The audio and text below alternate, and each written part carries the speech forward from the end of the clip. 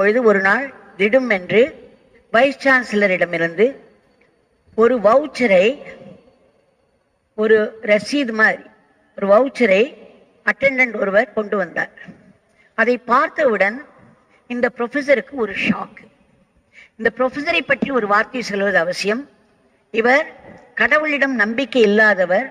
கடவுளிடம் நம்பிக்கை இல்லாமல் கடவுளை தொழுவதே ஒரு முட்டாள்தனம் என்று சொல்லக்கூடிய குழுவை சார்ந்தவர். இவர் எப்படி சொல்லி வந்தார் என்றால், இந்த பூஜை, கடவுளை தொழுதல் என்பதெல்லாம் வெறும் ஏமாற்று வேலை என்று சொல்லிக் கொண்டிருந்தவர்.